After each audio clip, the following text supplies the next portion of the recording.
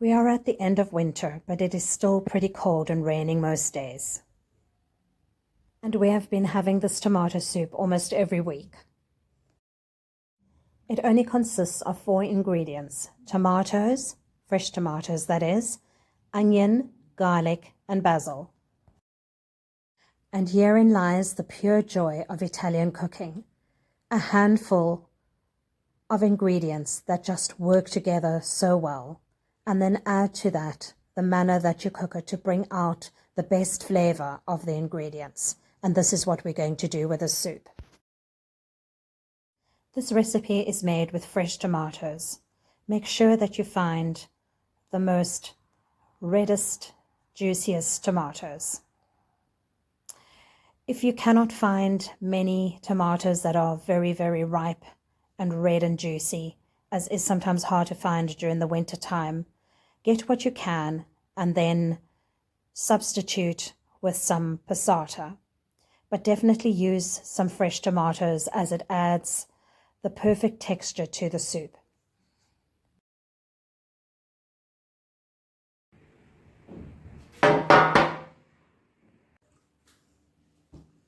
The work to make this soup is so minimal. Once you have cut up your tomatoes and onion, that is basically the work done. And then everything happens in the oven. So this is a really great recipe that you could have your older children help you with, and that your teenage children could actually make on their own. To the tomatoes, we're going to add 1 onion and a whole head of garlic. If it is a big head, then maybe just do half of the head of garlic, but put it in whole. You don't need to cut it up. In fact, do not cut it up or take it out of the head of garlic, as it will burn. You will see just before we blend it how easily it comes out of the skins once you have roasted it. Then you're going to add some extra virgin olive oil, and be generous with the olive oil. And the tomatoes absolutely love pepper, so I add white pepper and black pepper, and be generous with the pepper and the salt. And that is all that is going into this recipe.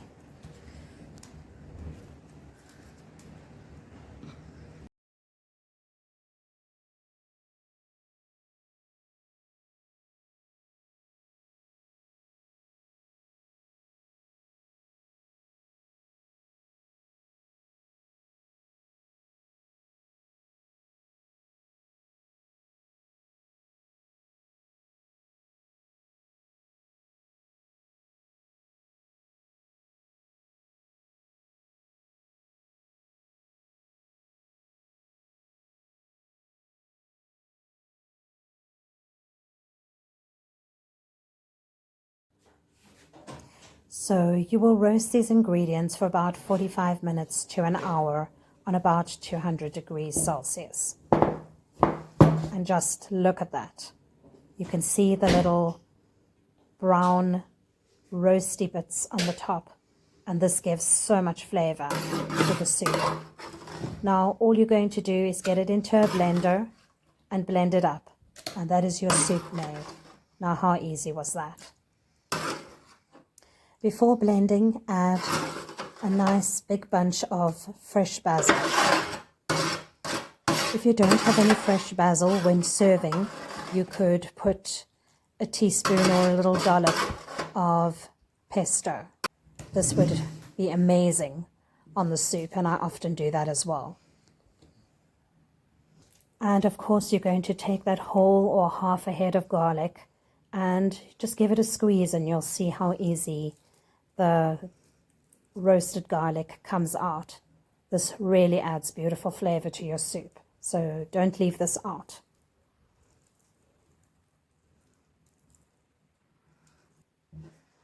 Give it a taste at this point and see if you need to add any more salt and pepper.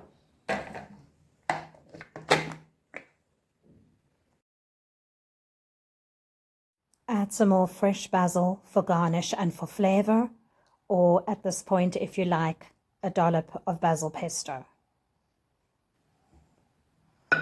And of course, tomato soup is always best served with cheese toasties. So stay with me now and see what I do with the leftover soup.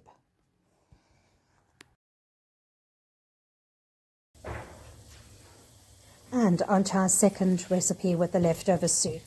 First of all, excuse my pan, it is not dirty. When I make flatbreads in the pan, because it's not a non-stick pan, it seems to make these marks on the pan, but it is not dirty. So just excuse my pan. I do need to get new cookware. So we're basically not doing much to the second recipe. We are here frying off some garlic and some tomato paste in some extra virgin olive oil. This now is going to add some further depth to the tomato soup or the tomato sauce that we have left over. I'm adding a little bit of dry oregano and some paprika as well, else nothing else is going into this recipe as far as the sauce. Then we are going to cook up some pasta. So just use whatever you have on hand. I had spaghetti in the cupboard, so I just used that. This is a perfect weekday meal for when you don't want to or don't have the energy to spend a lot of time cooking a meal. Just on a side note, the Italian in me can't help herself. Don't add the tomato paste directly to your soup mixture. You must always fry off the tomato paste in some olive oil. This brings out the flavor of the tomato paste, and don't skip doing that because it will really add the best depth of flavor to your sauce.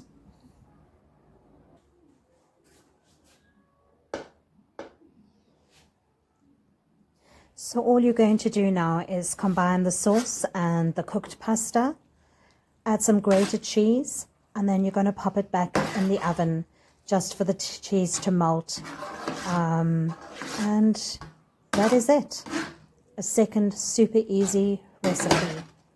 So delicious, so full of flavor. Once again, minimal ingredients and super amazing depth of flavor to the sauce.